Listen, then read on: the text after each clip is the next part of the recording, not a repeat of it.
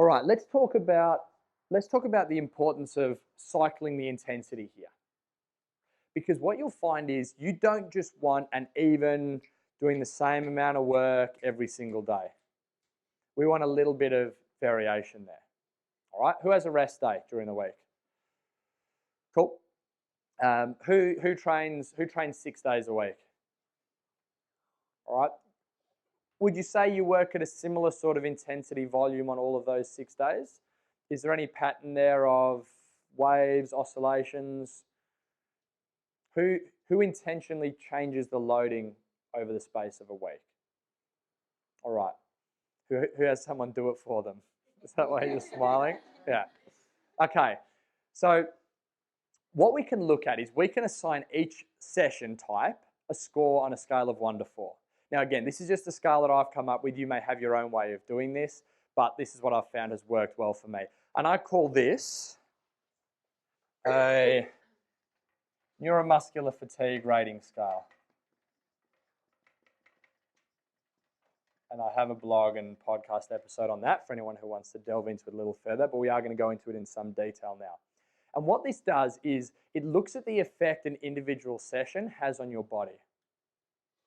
How much it leaves you feeling like you've been hit by a truck. And it's quite simple. There are 4 numbers on this scale, 1, 2, 3, 4. Session 1 is a very low neuromuscular fatigue rating. So you finish it and you feel refreshed, it feels good, it hasn't smashed you. They do exist, all right? These sessions are very high neuromuscular fatigue rating. So someone tell me a session that they've done this week that's left them feeling refreshed and energized, feeling good. Yeah, that was good. I'm really positive after that. Someone give me a session that's like that. Go for it. Walking for 90 minutes. Perfect. So a 90-minute walk. It's going to leave you feeling good. You're out in nature. There's still benefit to it. It's not that there's no benefit to that session. There's a huge benefit there. But you'll feel better at the end of that than you were at the start. Someone give me one of these. Who's done a session that's a 4 that leaves you feeling like you're in trouble? Why was there so much hate in your face as you said that to me? All right. All right. It's because I wrote the event. For those of you who don't know, that's why. Okay. How did you feel at the end of that session? Okay. It completely breaks you down. Yeah. Now, too much of that you guys can see is not a good thing. If you go out in the sun, although I'm not obviously recommending this, your body adapts by making your skin a couple of shades darker to try and protect you from future bouts of sunburn. It's our body tries to protect us. Obviously, it's not a healthy thing to do. It's our body's response to the stimulus being the sunlight. But if you, on the first day of summer, you go out in the sun, you get burned, and then the second day and the third and the fourth you do the same, our body's not adapting to try and protect ourselves. Same thing would happen here. If you keep applying this excessive stimulus, our body is not going to be able to adapt to protect ourselves from future damage. So this is a session that I would say is going to leave you feeling sore for a couple of days after. So you do a big, lots of barbells, lots of deadlifts, heavy squats. Yeah, there's a heap of benefit, but it leaves you feeling broken and down for a couple of days after that. And if during those couple of days you're then trying to add more stimulus into it, we start to get some issues where you're not overtraining, you're under recovering. And we'll talk about that tomorrow in our lecture on recovery work. So we can assign every session we do a rating on a scale of 1 to 4. Sessions that really break us down, sessions that leave us feeling good, sessions that are somewhere in the middle. So let's call this examples 90-minute walk. As long as you've got some basic proficiency, I would also put swimming in there. So even if swimming is hard and it's a hard session, it leaves you feeling good, doesn't it? You aren't sore and smashed the next day. You don't feel like you've been hit by that truck. This would be heavy breathing, heavy lifting, high reps, really breaks you down. Maybe this session here would be what I would call a complete relative stamina session. So high rep body weight movements.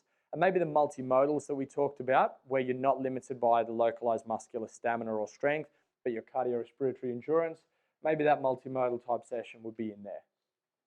And you can see all those sessions we talked about on our 4-circle Venn diagram we can assign each of them a score on a scale of 1 to 4. Does that make sense to everyone? Yeah? So then what do we actually do with that? Well, let's look at our training week. And let's look at Monday, Tuesday, Wednesday, Thursday, Friday. There's our week of training. Now what we can do is every session that we do on the Monday, we can give a score to. So let's say on the Monday, if we bring it back to this model, on the Monday we are doing a powerlifting session and a work capacity session. The powerlifting session, maybe that's going to be a 3. Yeah, it's going to have a decent impact on the body. So the powerlifting session is going to be a 3. That's going to be our rating. We do a work capacity session. Let's say we do a multimodal type session, which we've already said is a 2. So now we are up to 5 on a Monday.